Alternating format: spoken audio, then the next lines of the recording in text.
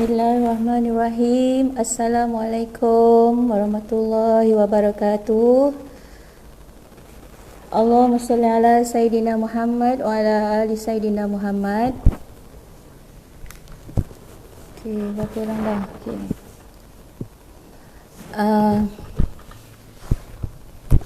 Malam ni giliran saya, Cikgu Miza, untuk berkongsi cerita di slot Kisah 9 Suku Malam yang disiarkan setiap hari daripada hari Isnin sehingga hari Jumaat.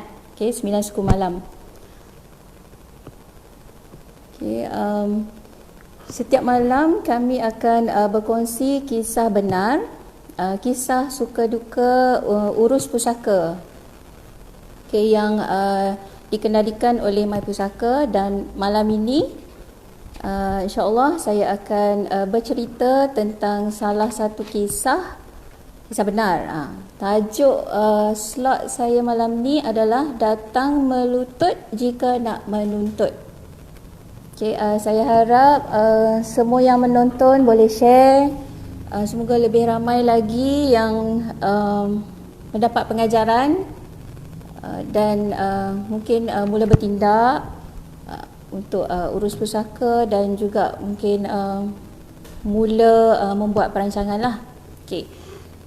Sebelum mula, saya nak buat dua kenyataan. Kalau setuju, nanti dekat ruang komen tu boleh komen setuju. Okay, ada dua kenyataan. Kalau setuju dengan kenyataan satu, dengar kan? Saya ni tak nampak rabun. Kalau pakai spek silau. Kenyataan saya yang nombor satu, yang pertama. Kebanyakan kes urus pusaka timbul bila arwah tak buat apa-apa perancangan dan tak ada apa-apa dokumen. Kalau setuju, komen kat bawah tu. Setuju satu. Sebab saya ada dua kenyataan. Okey, boleh komen kat bawah tu kalau setuju. Okey, kenyataan nombor dua. Kalau setuju dengan saya, nanti tulis setuju dua. Okey. Yang nombor dua, kebanyakan kes urus pusaka bermasalah bila waris lambat mula. Kalau setuju, tulis setuju dua. Ada dua kenyataan. Nak tengok ramai setuju ke tak setuju. Okey. Saya nak mula ceritalah tentang yang datang melutut jika nak menuntut. Malam ni tak ada cerita apa tu? Tak ada cerita hantu Malam ni kisah dendam. Ni dendam kesumat. Okey. Arwah meninggal tahun 1990-an. Waktu arwah meninggal, waris tak ramai. Lebih kurang 5 orang. Waktu arwah meninggal, bapa arwah ni masih hidup. Okay. Tapi waris tak mula buat apa-apa, tak mula urus pusaka lah. Jadi bila tak buat, geran tetap nama arwah. Okay. Beberapa tahun kemudian, ayah arwah pula meninggal. Okay. Bila meninggal, cuba teka siapa yang naik. Okay, naik pangkat jadi waris. Isteri, isteri baru. Sebab waktu meninggal, arwah meninggal tu, ibu arwah dah tak ada dah. Okay, ayah arwah ni kahwin lain lah. Jadi bila ayah pula meninggal, isteri baru jadi waris, dan juga anak-anak arwah ni lah, dia ganti tempat bapa arwah. Okay, jadi sudah bertambah ramai. Okay. Tapi tak juga buat-buat. Okay, dah bertahun-tahun sebab yang arwah yang asal ni meninggal 1990-an. Tak buat sampai lebih kurang tahun sebelum COVID ni, tahun 2020 macam tu. Barulah anak arwah ni datang jumpa kami lah, datang jumpa saya dan minta tolong untuk cuba selesaikan. Dan bila saya tengok waris-waris yang terlibat dah sampai ke peringkat sepupu. Okey.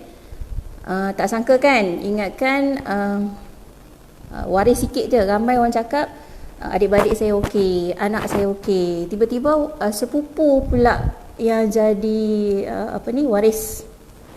Dalam ramai-ramai sepupu ni ada yang tak sekepala. Okey, padahal waktu kecil main sama-sama. Tapi biasalah kan, adalah seorang dua tu yang tak berapa baik. Okey, tak berapa baiklah hubungan. Okey, jadi yang tak berapa baik hubungan ni tak nak bekerjasama. Tapi sebenarnya dia punya niat, sebab saya cuba call dan saya cuba WhatsApp jugalah, sebab mula dia tak nak jawab call, jadi saya WhatsApp. Dia cakap dia tak nak langsung. Baguslah tak nak langsung tu kan. Dia tak nak langsung, tapi dia tak nak langsung terlibat. Dia tak nak bagi IC. Jadi saya minta nak pergi rumah lah.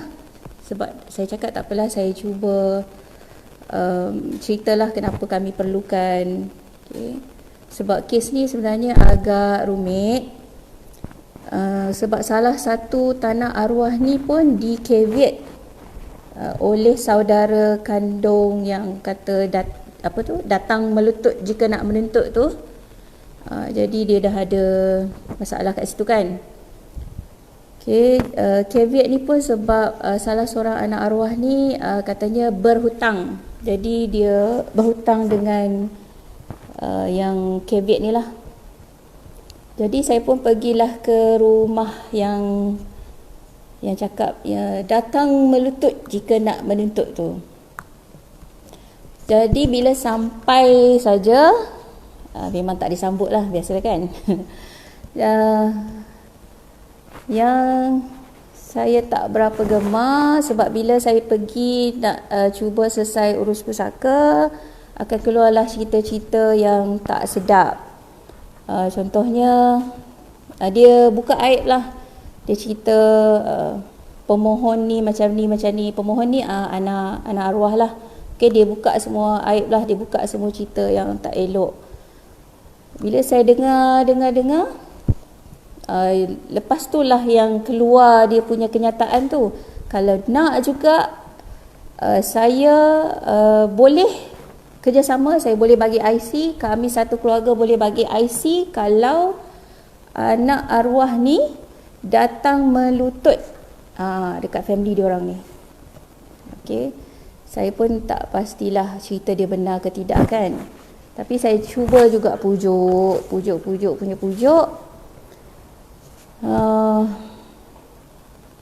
Akhirnya dia cakap dia nak juga. Saya kata saya boleh cuba bagi tahulah, tapi yang datang melutut tu saya tak janjilah, saya cakap kan. Okay, saya juga cuba pujuk. Saya cakap tolonglah, sebab apa, bila saya tengok dalam kisah ni, arwah tak ada apa-apa kesalahan, tak buat salah apa pun dengan yang cakap datang melutut jika nak menuntut. Okay, dia berdendam dengan anak arwah, bukan dengan arwah. Okay, tapi disebabkan dendam sesama sepupu ni, jadi sudah susah lah, sebab dia memang tak nak kasih IC, memang tak nak kerjasama lah. Okay. Saya banyak kali pujuk lah, saya cakap cubalah maafkan kalau dia buat salah, sebab bukannya muda lagi semua ni. Okay. Dan kata sudah pergi Mekah, macam-macam lah. Saya tengok banyak kebaikan yang dia buat, tapi ada satu benda yang dia tak boleh lupakan. Dia dendam. Okay, dendam. Dan salah satu dendam yang saya ingat, dia cakap dia tak kahwin pun dia tak kahwin disebabkan anak arwah ni. Sebenarnya jodoh ni semua kerja Allah kan, kerja Tuhan, bukan sebab anak arwah ni. Okay. Kadang-kadang bila marah tu cakap pun dah Orang kata tak berapa betul lah sebenarnya. Okey. Jadi cerita punya cerita, pujuk punya pujuk pun tak berapa nak makan.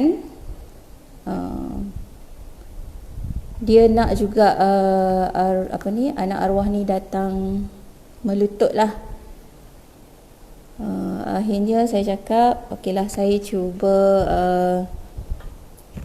pujuk dulu anak arwah, tapi bukan untuk melutut lah. Maksudnya saya nak cuba supaya kedua-dua pihak ni boleh berbaik kembali, boleh sambung silaturahim, supaya lupakanlah yang kisah-kisah lama tu. Sekarang ni fokus kepada nak tolong arwah. Okay. Saya pun tak tahulah kes ni macam mana, masih belum selesai lagi lah. Dan saya berdoa jika malam ni bukan anak arwah, jika sepupu yang cakap datang melutut tu, jika dia menonton, supaya dia terbuka hati, supaya dia maafkanlah kalau betul lah anak arwah ni ada buat salah, maafkanlah. Okay, sambunglah silaturahim, kerjasamalah dengan anak arwah dan dengan kami, supaya kami dapat selesaikan masalah ni, dan supaya geran tu dapat ditukar nama kepada waris. Sebenarnya anak arwah ni nak jual, sebab dia kata terlalu ramai dalam tu, jadi lebih baik jual lah, supaya semua dapat merasa. Okay. Dan saya harap semua yang menonton juga mohon doakan supaya silaturahim keluarga ni baik, pulih, mungkin lebih baik daripada dulu, dan supaya kes arwah ni dapat diselesaikan segera. Okay, insya-Allah kita doalah. Kalau kita tolong doa benda yang baik-baik untuk orang, insya-Allah kita punya hasrat pun insya-Allah terlaksana. Okey, saya rasa setakat tu saja. Sehingga berjumpa lagi minggu depan. Tapi Isnin ni Tuan Kamarul akan sambung slot kisah 9 suku malam, kisah si buta dalam komuter. InsyaAllah minggu depan. Okey, jadi saya nak berpesan kepada yang masih belum buat apa-apa perancangan. Nombor 1, lantiklah wasi. Okey, bila lantik wasi, insya-Allah urus pusaka akan dimulakan dengan cepat. Okey, jadi tak adalah waris berlapis-lapis, dan lebih baik ada dokumen supaya semuanya teratur. Dan kita sendiri pun dapat sediakan saham akhirat, tulis dalam dokumen. Okey, insya-Allah segalanya akan terlaksana. Okey, sekian, terima kasih. Assalamualaikum warahmatullahi wabarakatuh.